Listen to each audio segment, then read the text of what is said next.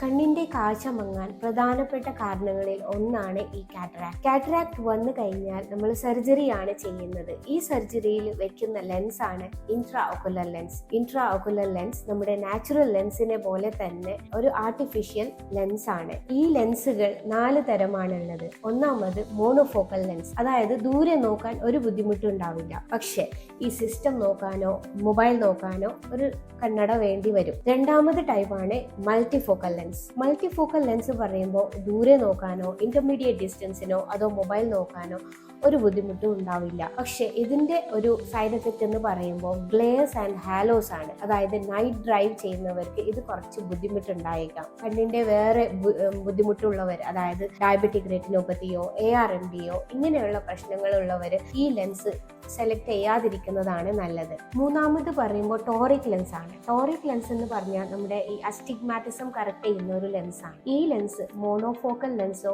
അതോ multifocal lens type ആയിട്ടോ വരും. നാലാമത്തെ ടൈപ്പാണ് എഡോഫ് ലെൻസ്, അതായത് extended depth of focus lens. ഈ ലെൻസിന്റെ പ്രത്യേകത പറഞ്ഞാൽ ദൂരെ നോക്കാനും ഒരു ബുദ്ധിമുട്ടുണ്ടാവില്ല, ഇന്റർമീഡിയറ്റ് ഡിസ്റ്റൻസിനും ഒരു ബുദ്ധിമുട്ടും ഉണ്ടാവില്ല, പക്ഷെ റീഡിങ്ങിന് ഒരു ഗ്ലാസ് വേണ്ടി വരും. അപ്പോൾ എന്താണോ നിങ്ങളുടെ പ്രൊഫഷൻ, എന്താണോ ലൈഫ് സ്റ്റൈൽ, അതനുസരിച്ചിട്ട് വേണം കണ്ണിന്റെ ഉള്ളിൽ വെക്കുന്ന ഈ ലെൻസ് തിരഞ്ഞെടുക്കാൻ. So you can visit our hospital, that is Fidus eye care, for further details. Fidus കണ്ണാശുപത്രി, ഒല്ലൂർ, തൃശൂർ.